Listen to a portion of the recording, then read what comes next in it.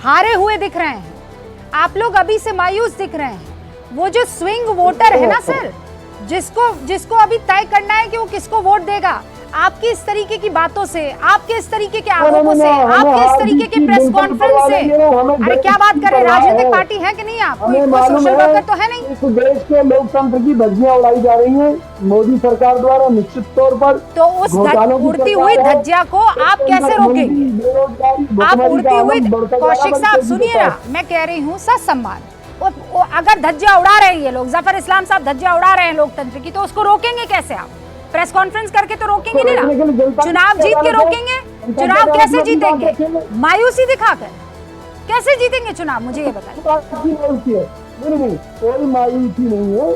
अब मायूसी नहीं, आप कह रहे हैं लोकतंत्र खतरे में, आप कह रहे हैं हमारे अकाउंट फ्रीज कर दिए हैं, आप कह रहे हैं देश जो है तबाह बर्बाद हो गया है, और फिर आप ये कह रहे हैं कि हम मायूस नहीं है। अगर चौकीदार चोर है तो क्या जनता को ना बताएं हम?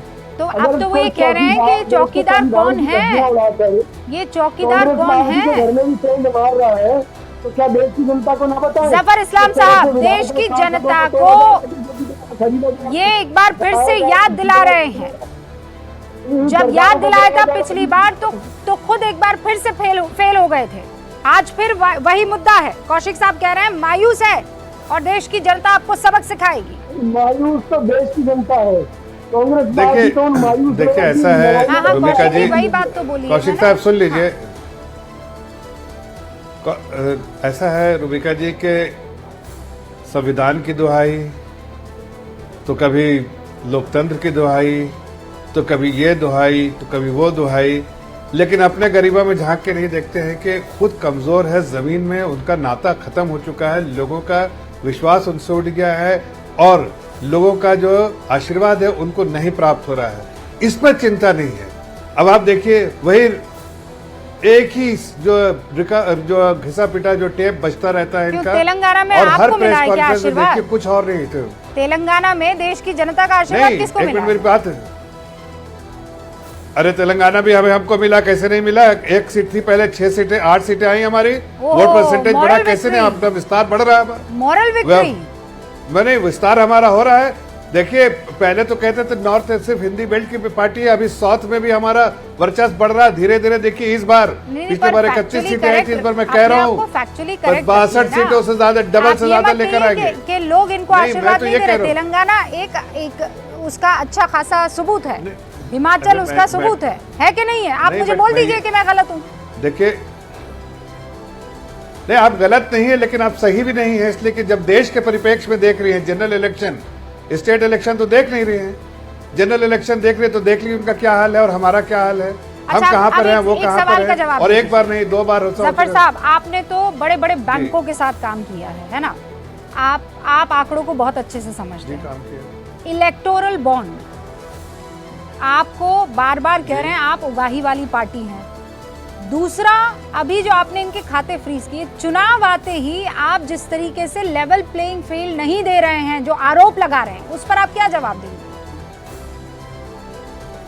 मैं तो उनसे एक सवाल पूछता हूँ, मैं कह रहा काउंटर क्वेश्चन है। आपने तो बहुत सारे नंबर दे दिए उनको कि पर हेड, पर एमएलए एमपी जो इलेक्टेड रिप्रेजेंटेटिव हैं, उसके बेसिस पे पूरे देश भर में कैलकुलेट करें तो क्या आंकड़ा आता है, और भारतीय जनता पार्टी को कितना मिलना चाहिए, कितना कम मिला है, और जिनको ज्यादा नहीं मिलना चाहिए था उनको कितना ज्यादा मिला है, ये तो आपने बता ही दिया। लेकिन मैं एक और सवाल कर रहा हूँ, जो उनके एमपी थे साहू, झारखंड के एमपी, उनके घर से जो 550 करोड़ मिला था, वो कैश की रकम थी, कैश, हार्ड कैश, उसका हिसाब किताब तो दे दे पहले। के खिलाफ आपने क्या किया? नहीं उसका हिस्सा, अरे भाई वो ऐसे ये सारे कैश में कोरा धंधा करने वाले कैश वाले लोग हैं। देखिए बीच में कौशिक साहब बीच में नहीं बोला था, पहले सुन लीजिए। आप ही के बारे में बता रहा हूँ, आपकी पार्टी के बारे में बता रहा हूँ कि आप लोग 2002 ये 1 मिनट बीच में देखिए, जब तक ये इलेक्टोरल बॉन्ड नहीं आया था तो कैश में एक्सेप्ट करते थे।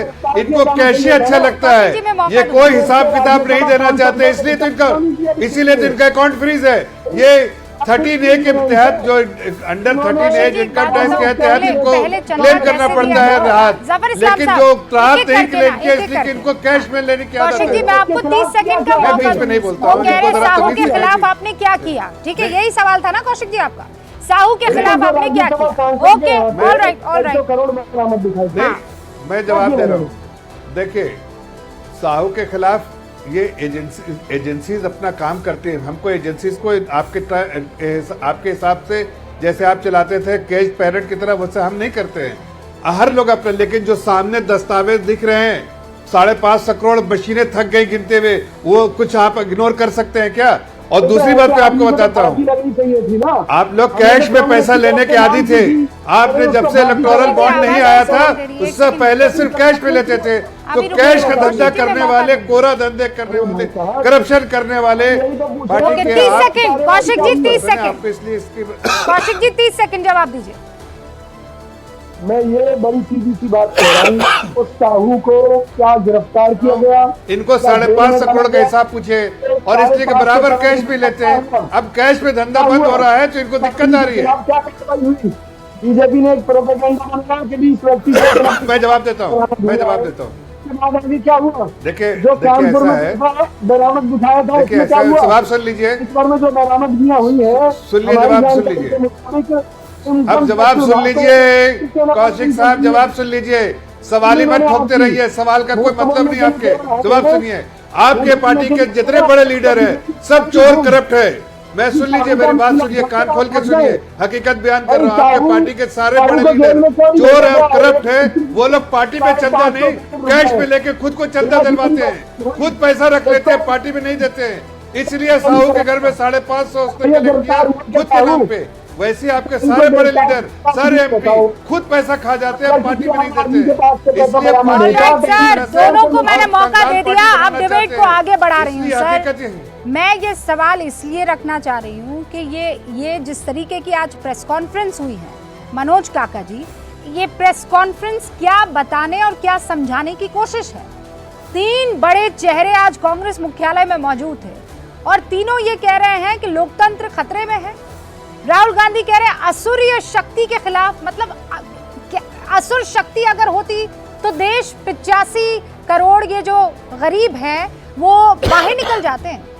अगर देश में असुर शक्ति इस देश को चला रही होती तो IMF ये मानता कि हिंदुस्तान बेहतरी की राह पर निकल रहा है। राहुल गांधी कह रहे हैं कि हमारा मुकाबला राक्षसी शक्ति से। केंद्र में बैठी मोदी सरकार को वाकई आप कहते हैं राक्षसी शक्ति है?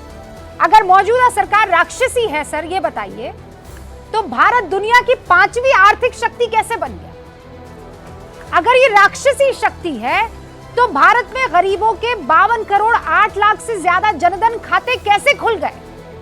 अगर मौजूदा सरकार राक्षसी शक्ति है तो गरीबों के 62 लाख मकान कैसे बन गए? कैसे बन गए बताइए? भारत कोविड में गरीब देशों को वैक्सीन कैसे दे पाया?